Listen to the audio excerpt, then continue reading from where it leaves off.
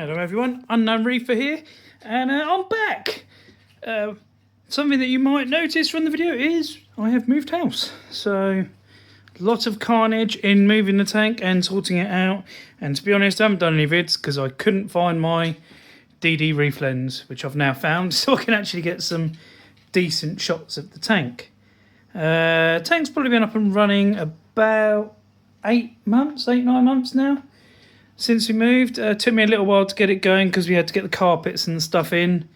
It transported pretty well. I drained the tank out and put the fish into a spare tropical tank I had at my parents' house, and then I managed to sort of move the tank as is.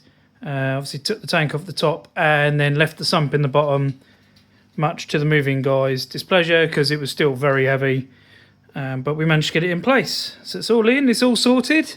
Nothing really broke in the move. The only thing is something that I've mentioned before, which I don't know if you'll see, is that some of those pipes I still couldn't get tightened up from underneath. And there was a mild drip to them when I installed the tank, but it was carnage when I moved in, so I kind of left it. And good old reliable Salt Creep has sorted that out now. So it's not dripping anymore.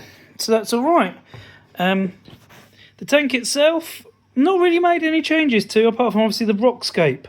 I had lots of little islands and things, but where it is in the corner of the room, I actually quite like just having this rock wall built up here on the side. My only regret is that I should have got the tank made with the weir on the other side, because obviously I've still got the weir showing here, but it's not that noticeable really unless you're looking for it.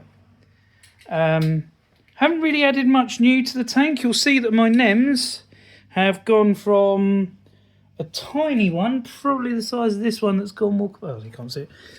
Size of this one that's gone walkabouts. I got, and that went really white and hid behind the rocks. And when I moved, I found it. Since it's gone into this tank, I've now got 10 of varying different sizes.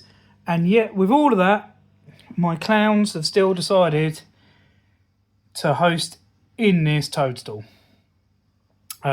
which is a little bit annoying, but it's still quite a nice thing to see them hosting in something. And the toadstool doesn't seem to worry too much. I think they're nibbling at the middle of it to get it nice in the middle for them, but it's still quite a nice thing to look at. And that's ballooned off quite well. I was given a couple of bits of SPS by my brother, and they've all died off really, but I haven't actually done a water change since I moved in. So it was almost all new water that I mixed up with a little bit of natural seawater and a couple of bottles of bacteria just to get the tank going again. I've had a little bit of a mini cycle. I had a couple of bits of cyano, but that's settled down now. So the tank is back up and running. The only other addition is I've actually put this nice long T5 bar over the top.